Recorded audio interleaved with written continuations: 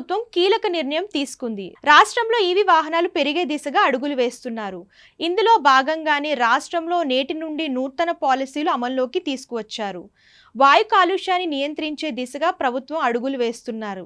ఇందులో భాగంగానే విద్యుత్ వాహనాల వినియోగాన్ని పెంచేందుకు కృషి చేస్తున్నారు. ఇప్పటికే కేంద్ర ప్రజల్లో ఈవీ వాహనాలపై అవగాహన పెరిగేలా పలు రకాల ప్రోత్సాహకాలు అందిస్తున్న విషయం తెలిసిందే. అయితే తాజాగా తెలంగాణ ప్రభుత్వం ఈ దశగా మరో కీలక నిర్ణయం తీసుకుంది.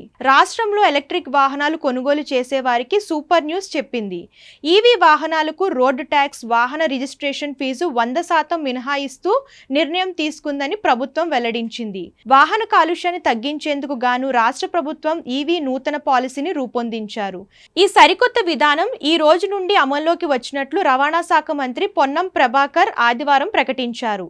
ఈ సందర్భంగా మంత్రి మాట్లాడుతూ ఏ కంపెనీ వాహనం కొనుగోలు చేసినా సరే విద్యుత్తుతో నడిచేదే కొనండి, భవిష్యత్తు తరాల్ని కాలుష్యం నుండి రక్షించండి అని మంత్రి పిలుపునిచ్చారు.